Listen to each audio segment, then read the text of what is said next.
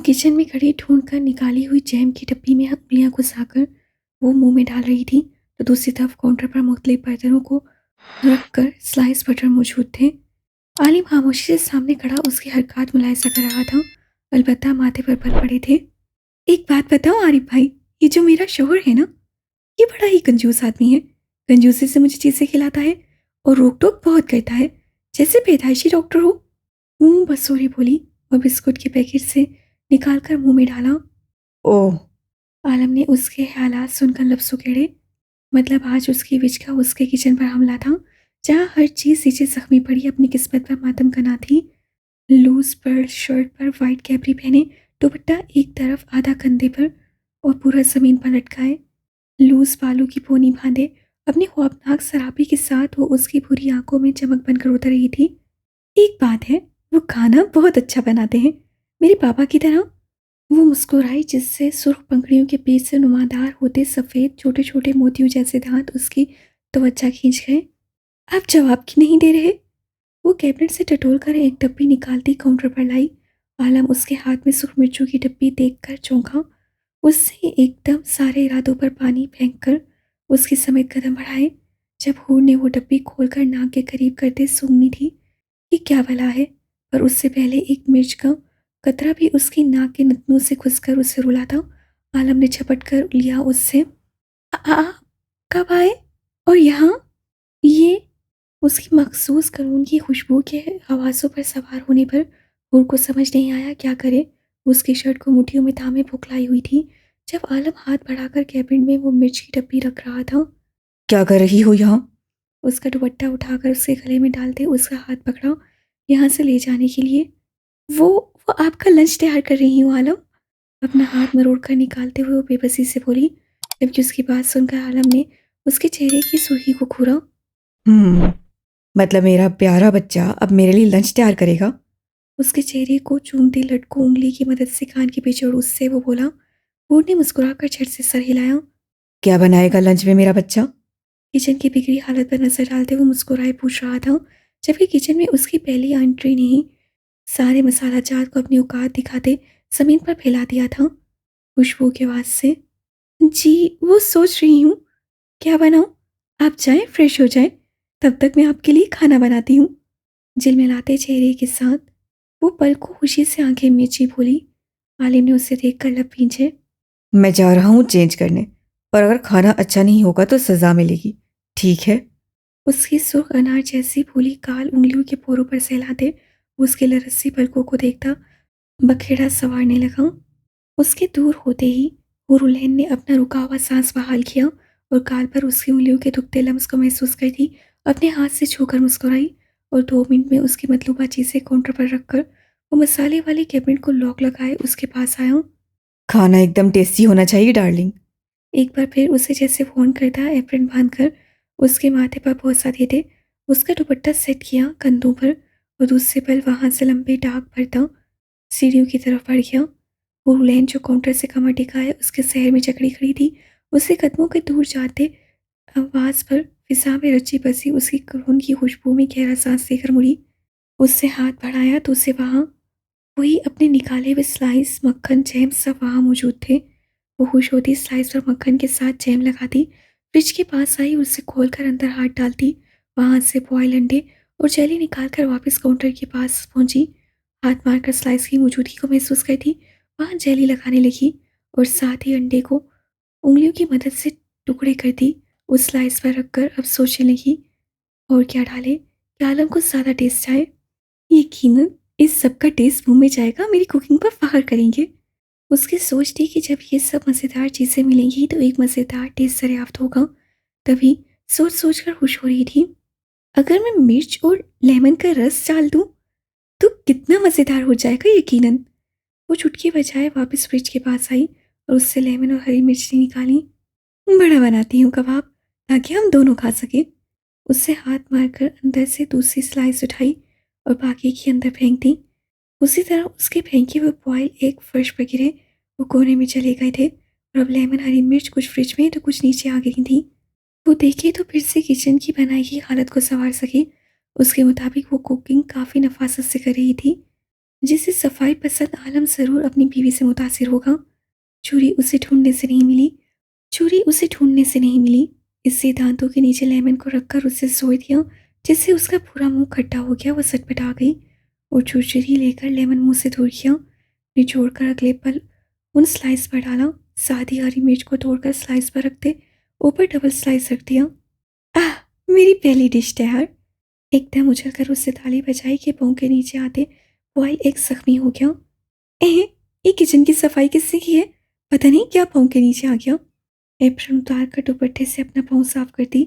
वो आलम को सुनाने के लिए जोर से बोली और पास रखी प्लेट में अपना कबाब रखा। आलम आ जाए, मैंने लंच तैयार कर लिया है। बुलंद आवाज से पुकार लगाती हुई वो प्लेट दुपट्टे के नीचे छुपाए आहिस्ता से कदम उठाए किचन से निकली और चलती टेबल पर आकर एक चेयर पर बैठी। दुपट्टे में प्लेट छुपाए हुए थी सरप्राइज के लिए। आ गया माय विच। ब्लू शर्ट के कफ कोनों तक फोल्ड करते वो जल्दी जल्दी उसकी फिक्र में सीढ़ियाँ उतरता। उसकी पुकार पर मुस्कुराया।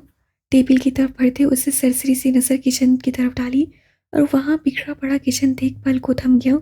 उसकी नजर नीचे पड़े लेमन मिर्च फर्श पर फैली जेली और कुछ सालिम अंडों के साथ कुचले अंडों पर गई। क्या हुआ, आप रुक क्यों गए? और उससे कदमों की आवाज रुक जाने पर ठटक कर बोली। कुछ नहीं। वो वहां से नजरें हटाकर उसे देखने लगा और खुशी भरे चेहरे को देखते सर झटका। यहाँ तो कुछ नहीं, मेरा बच्चा खाने को। वहां फ्रूट्स और पानी की जग के अलावा कुछ न पाकर वो उससे पूछने लगा। हूर ने आंखें झपकी और मुस्कुराते दुपट्टे के नीचे से अपनी डिश पेश की।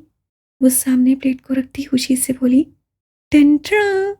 आलिम की नजरें उसके दुपट्टे पर लगी अंडे की सफ़ेदी से होती उसके सुर्ख उंगलियों के पोरों पर गई और वहां से होती प्लेट पर आई जहां जैम जेली बटर से दोनों ऊपर नीचे के स्लाइस प्लेट में बिखरे पड़े थे और बीच में रखी हरी मिर्चें अनोखा नज़ारा पेश कर रही थी। कौन सी डिश है? सपाट लहजे में पूछा बगैर छुए। हूर चौंक गई। है, डिश का नाम मुझे तो मालूम नहीं, उससे उलझ कर कहा। फिर तुमने बनाई कैसे, कहाँ से जानकर? हालांकि मैंने तुम्हें कभी ऐसी डिश बनाकर नहीं खिलाई। और ये तुम्हारी उंगलियां क्यों सुर्ख हो रही हैं? दुपट्टे पर अंडे की सफेदी जर्दी का रंग कैसे लगा? सवालात करते उससे लब भींचे। हूर जो तारीफ मोहब्बत की मुंतजिर थी हूर जो तारीफें मोहब्बत की मुंतजिर थी उसके अचानक सर्द लहजे में सवालात पर सटपटाई तो उसे ही पल आंखें डुबडुबा गईं। आपको पसंद नहीं आई मेरी डिश? आलम, और नाम मैं रख लेती हूँ ना, मैंने बनाई है तो एन कबाब रख ले इसका नाम। उससे अपनी चलती उंगलियों को मरोड़ कर आंसू साफ करने के लिए हाथ उठाया। चेहरे को मत छूना। उसी गुस्से से कहने पर हूर बुकलाकर हाथ नीचे कर गई। शर्मिंदगी खजलत से उसका चेहरा सुर्ख पड़ गया था। अपनी सोच बताओ, जो इस डिश को बनाते हुए तुम्हारे दिमाग में आई थी। उससे हुक्म दिया और उसकी डिश को बागौर देखा और उंगली उठाकर उसके लिए स्लाइस पर फेर कर नाक के करीब की तो वहां से लेमन की खुशबू आई और लब भींच गया उसकी अकल पर। उस पीस की बीवी जिसकी बादशाही इस मुल्क से लेकर कई दूसरे बड़े ममालिक पर छाई थी, उसकी बीवी हर टेस्ट को मिक्स करके उसके लिए एन कबाब मतलब अपना कबाब बनाकर लाई थी। मतलब यहाँ उसे दिमाग नहीं मुंह को सामने रखकर लंच तैयार किया था। वो आलम सब बहुत टेस्टी थे, तो मैंने मिक्स करके ही कबाब बनाया है। आप टेस्ट करिए, आपको पसंद नहीं आया तो मैं दूसरा बना दूंगी, प्लीज सजा ना दे। वो जल्दी से भराई आवाज से बोलती चेहरा झुका गई। हम्म अंगारा भरकर उससे घड़ी में वक्त देखा जहाँ 5 मिनट वो पहले जाया कर चुकी थी। कुछ भी कहे बगैर वो उसका मुंह चूमता उठा और प्लेट समेत एन कबाब उठाकर किचन में चला गया। उस अजीब व गरीब कबाब को 3 बाइट में खत्म करता। वो सारी चीजें नीचे से उठाकर किचन एक बार फिर साफ करता। चेयर पर सुर्ख सी बैठी अपनी जलती उंगलियों पर रोती एन के पास आया। यहाँ आओ। तुम्हें किसने कहा कि बटर जैम और जेली के साथ मिर्च रखी जाती है? और छुरी से काटने की बजाय उंगलियों में क्यों ली मेरे बच्चा? वो उससे उठाकर किचन में लाया और वहां नल के सामने खड़ा करते उसकी उंगलियां ठंडे पानी के सामने करते हैंड वॉश से धोने लगा। पुरुलैन उसके हजार में खड़ी उसकी उंगलियों में ठंडे पानी के नीचे अपनी उंगलियां महसूस करती भीगी आंखें मूंद गई। आपको मेरा लंच नहीं पसंद आया आलम? उससे हिचकी दबाकर पूछा। आलम ने नजरें उसकी उंगलियों से हटाकर उसके चेहरे को देखा। नहीं। उससे झूठ से गुरेज किया पर उसकी नहीं सुनते ही हूर की हिचकी निकली और वह हाथ छुड़वाकर उसके हंसा डालकर रोती नाक उसकी शर्ट से रगड़ने लगी। मैंने पूरी कोशिश की थी, आपके लिए लंच तैयार करने की, पर एक तरफ नाक साफ करती दूसरी तरफ लब रखे वो हिचकियों से रोते हुए बोली। पर मैंने खा लिया, डोंट क्राई। उसी कमर से हिलाते वो सर पर लब रखे वो बोला, हे डोंट क्राई। एकदम झटके से सर उठाकर उसे देखा। आलम उसके सवाल पर हंस पड़ा और उसे खींचकर बाजू में उठाया। डोंट क्राई मतलब मुस्कुराओ। उसकी नाक से नाक मिलाए वो मुसलसल मुस्कुरा रहा था और वो भी रोना भूलकर उसके चेहरे से सुर्खी अपना चेहरा दूर करती कसमसा कर नीचे उतरने की कोशिश करने लगी। आपने खा लिया पर आपको पसंद नहीं था ना? पर तुमने कहा कि ऐन कबाब है, तो ऐन को खाने से मैं पीछे कैसे रह सकता हूँ? ये भी तो नहीं चाहूंगा मेरी ऐन का कबाब डस्टबिन में जाए। मुस्कुराहट रोक कर उससे कहा। बूढ़ ने अपने कबाब पर मुंह बसोरा। मेरा कबाब? हाँ, तुम्हारा कबाब। वो उसे छेड़ रहा था। आलम! उसके कंधे पर हाथ मारते वो हल्की से बोली। आलम उसकी नाक को देखने लगा। रोने पर तुम्हारी नाक क्यों बहती है? ये कुदरती है, पुरुलैन ने मुंह बसोर कर कहा और उसके गाल पर नाक रगड़ दी। आलम उसकी हरकत पर बगैर टोके मुस्कुरा उठा। कुदरती है पर जालिम शय है। वो बड़बड़ाया और उसे नीचे उतार कर खुद एप्रन बांधता उसे फ्रेश होने के लिए भेज दिया। वो आज उसके लिए खाने के साथ फिंगर फ्राइज बना रहा था और जानता था उसे ज़रूर पसंद आएंगे। पास्ता नूडल्स भी तो वो शौक से खाती थी, बल्कि कई बार उसे रात में जगा कर बनवाती थी। वो मुस्कुराता गरम गरम खुशबू अंगेज खाना टेबल पर लगाता एन को टेबल की तरफ आता देखने लगा और खुशबू पर आंखें फैल गईं। आज खाने में बड़ा मज़ा आने वाला है। वो चहकती आगे आई। तभी आलम ने उसके लिए चेयर खिसकाई और उसका बाजू पकड़कर उसे चेयर पर बिठाया। वो दोनों खाना खाने लगे। आलम की नज़रें उसकी आंखों पर थीं जो सुर्ख हो रही थीं। ये क्या है आलम? बहुत मज़ेदार है। शायद मामा भी हमें बनाकर खिलाती थी। जायका कुछ याद है पर पूरी तरह नहीं। मैं भूल गई हूँ। वो बस सोरे उस कैद में कभी कभी एक वक्त का खाना खाकर हकीकत में ही तो सब कुछ भूल गई थी, सिर्फ चीखने रोने तड़पने के अलावा। खाना कैसे बनाया? वो पुरजोश हुई। वैसे नहीं जैसे तुम बनाती हो। हल्का सा मुस्कुराया। आप मुझ पर तंज ना करें। अगर इतना ही बुरा था ना तो टेस्ट करवाते मुझे, फिर मालूम होता था। मैंने मक्खन जैम जेली लेमन मिर्च अंडा सब यमी चीज़ें डाली थी और आप चुपके से खा गए। इससे ना कि आप नहीं चाहते थे कोई आपसे अच्छा खाना बनाए और सब उसे पसंद करे। मैं तंज नहीं करता, ना ही जेलस होता हूँ। सिर्फ एक काम करता हूँ। खामोशी से सुनते वो वक्त इतना कह सका। वो मुंह फेर कर सर झटक गई। तुम बदल रही हो। आलम ने उसके अंदाज नोट करते कहा। हुरुलैन बेसाख्ता उमटने वाली मुस्कुराहट छुपा गई। हाँ तो? वो अब्रू उचका गई पर वो खाना छोड़कर अब उसकी अदा को देख रहा था। एटीट्यूड मेरा बच्चा। तुम रोई क्यों हो? चेयर छोड़कर वो उठता उसके पास आया और भी एकदम संजीदा हो गई। वो जब चेंज करने गई थी तो फर्श गीला होने की वजह से गिर। तुम गिर गई थी और तुमने मुझे बताया नहीं ऐन? वो एकदम पागल होता धाड़ा। कहाँ चोट लगी है? उसके हाथ पांव देखते वो अपने जुनूनी अंदाज से हुरुलैन को सहमा गया। उससे जल्दी से अपनी कोहनियां और घुटनों पर हाथ रखा। वो आप थक कर आए थे और फिर लंच। भाड़ में भेजो सब। जान लो ऐन, अगर खुद को तकलीफ पहुंचाई या तकलीफ में मुझे याद नहीं किया तो सांसें छीन लूंगा। अपनी आग लगा दूंगा सबको, अंडरस्टैंड? उसे बांसुओं में भरे वो अपने रूम की तरफ बढ़ा और लंबे लंबे टक भरता ठा के साथ दरवाज़ा खोले अपने रूम में दाखिल हुआ। एन की जैसे सांसें सीने में अटक गईं। वो पूरी बात तो सुने, उसे सहम कर उसके सीने में मुंह छुपा लिया। किसी की सख्त नजरें बर्दाश्त नहीं कर सकता, और यहाँ तुम इतनी तकलीफ झेलकर खामोशी से मुस्कुराती रहो। How dare you! सर लहजे में कहते जब उसे बेड पर डालना चाहा तब अपनी शर्ट पर मुट्ठियों की गिरफ्त देखकर वो ठटक कर उसके सहमे रूप को देखने लगा और फिर बेसाख्ता ही मुस्कुराया। उसे बेड पर डालने के बजाय सीने में भींच दिया। जानती हो एन, आज बर्दाश्त नहीं कर सकता तुम पर। तुम्हारी आह पर मेरी जान निकलने लगती है। अभी तुम्हें तकलीफ पहुंचाने वाला वजूद होता तो उसे अपनी आंखों के सामने आग लगा देता।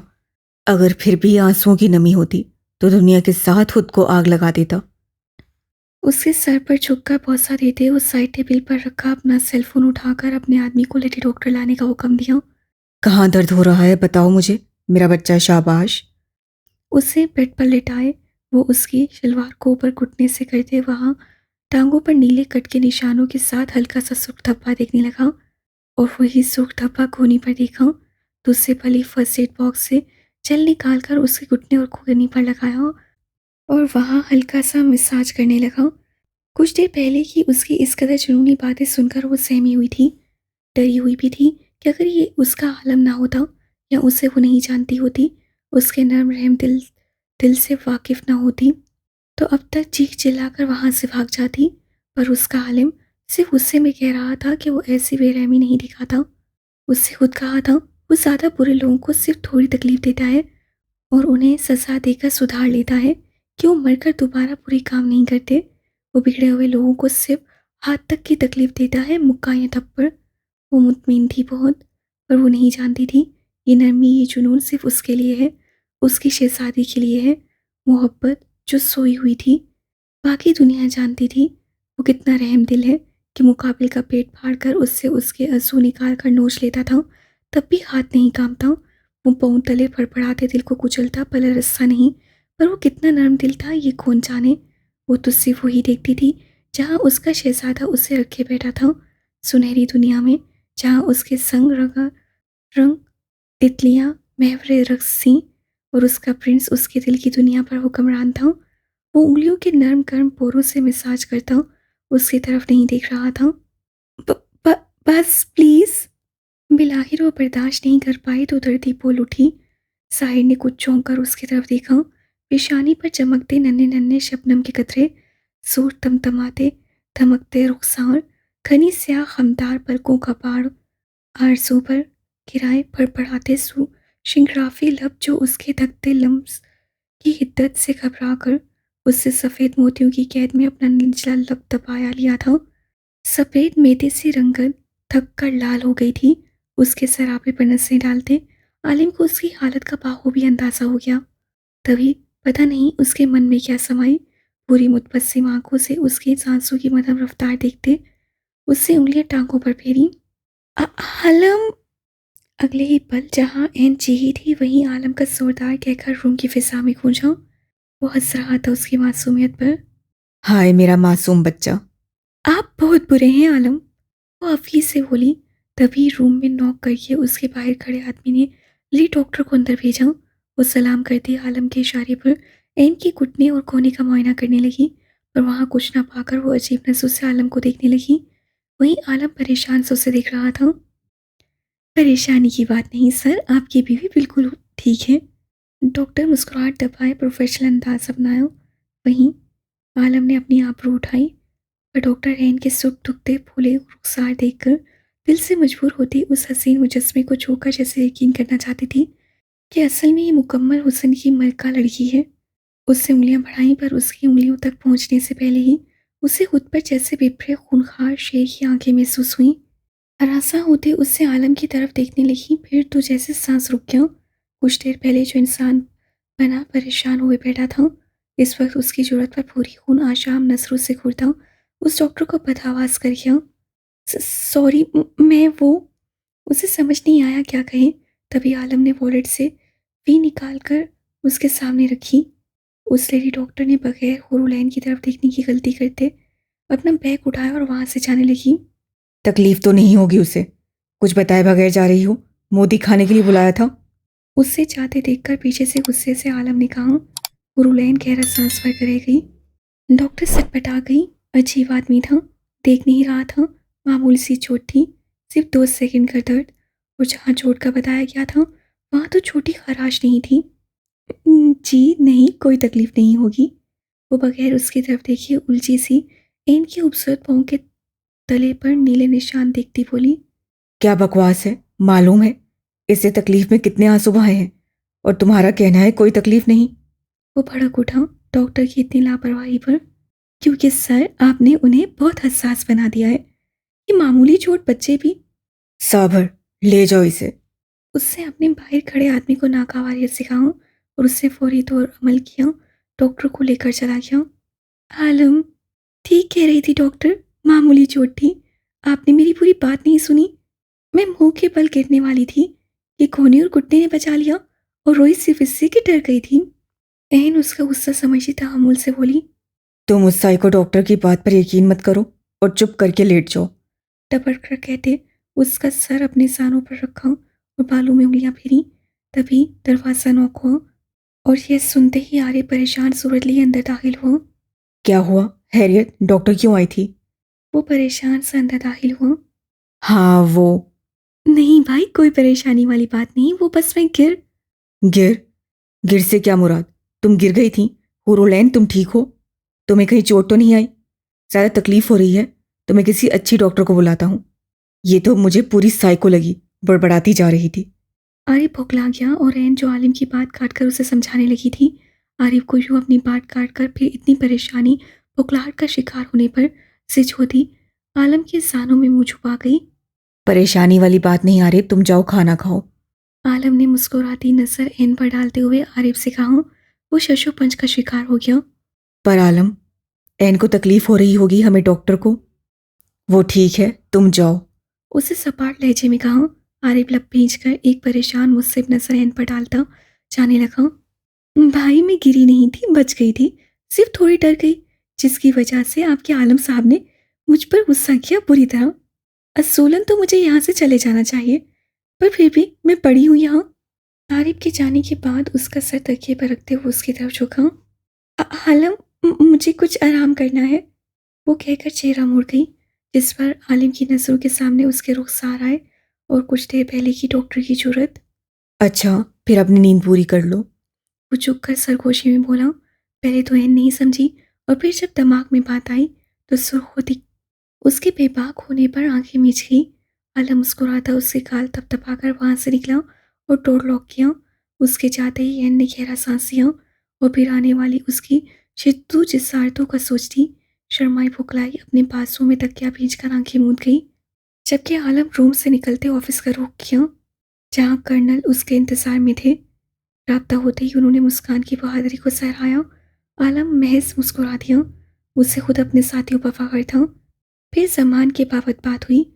आलम ने उन्हें मुतमिन किया कि वो पूरी तरह उनकी चाल में है, सिर्फ बीच में कोई बेवकूफ़ी ना करे, क्योंकि किंग हर तरह से हार रहा था अपने हाथ साथियों के हाथों। सेलफोन की बीप पर उसे हरासा होते साथ बैठी आसिया बेगम को देखा। वो इस वक्त गाड़ी में पिछली निशिस्त पर बैठी शॉपिंग के लिए जा रही थी, ड्राइवर के साथ, जिससे दाद बेखबर था। उससे आसिया बेगम को देखा, जो अपने ही गम में मुस्कान में मुब्तला थी। कौन है, उठा लो।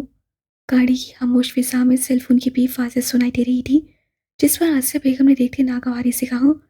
सुबह वाले नंबर से उसे मुसलसल कॉल्स आ रही थी, वो इग्नोर करती रही, पर अभी मशकूक नजरों से घूरती आसिया बेगम के कहने पर ओके किया।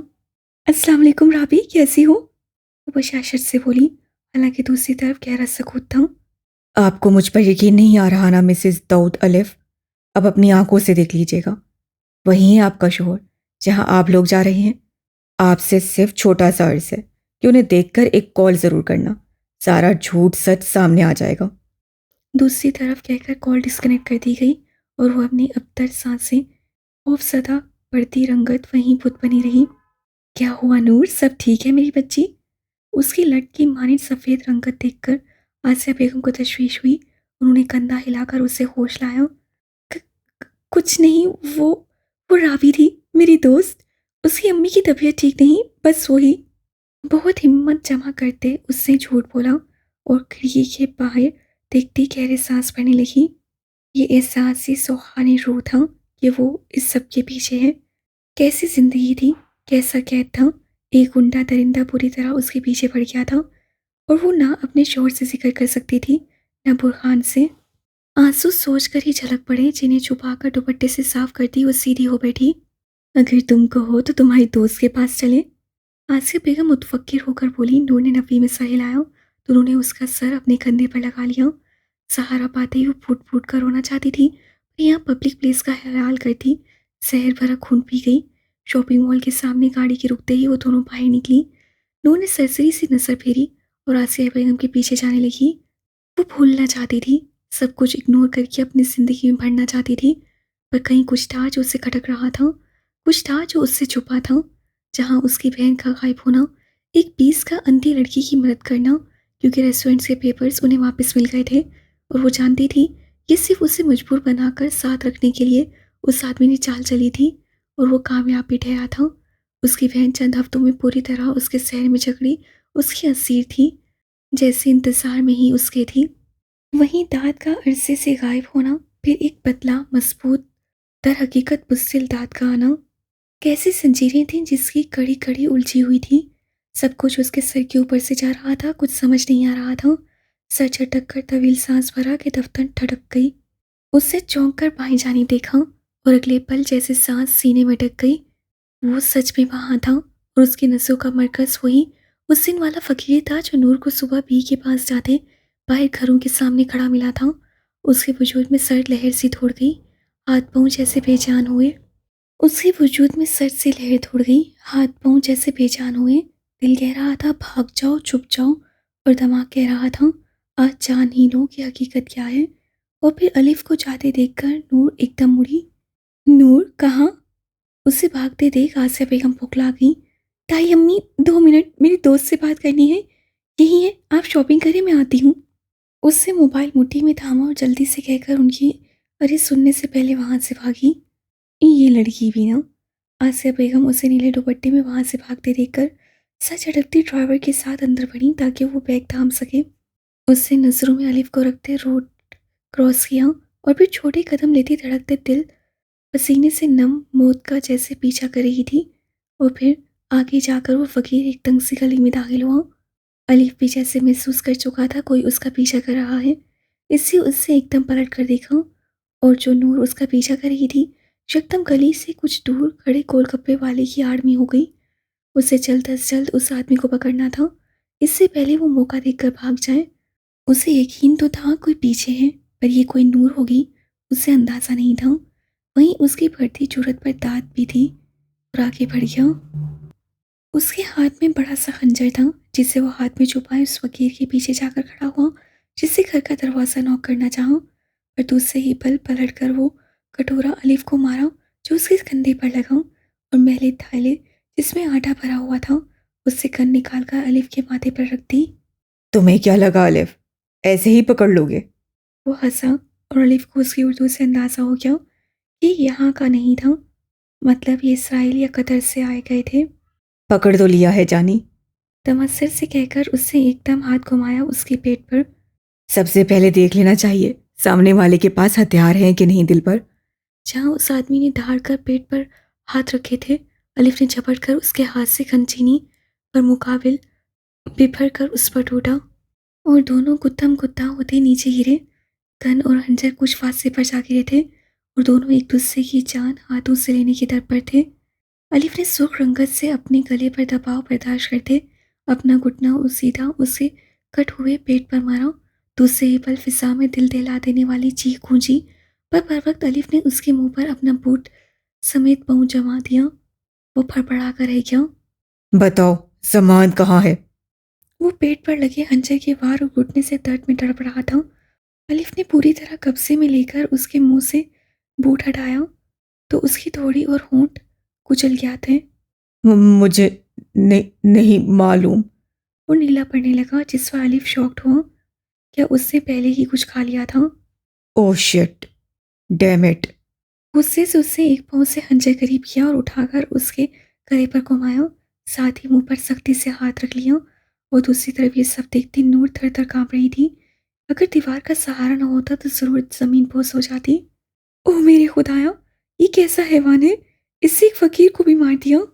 ये मेरा दांत नहीं हो सकता। वो सिसकती मुंह पर हाथ जमाए पीछे हुई और दूसरे पल सेल फोन पर दाद का नंबर डायल किया। बहरहाल वो कोई भी कसक नहीं रखना चाहती थी दाद के खिलाफ। तभी मोबाइल कान से लगाया।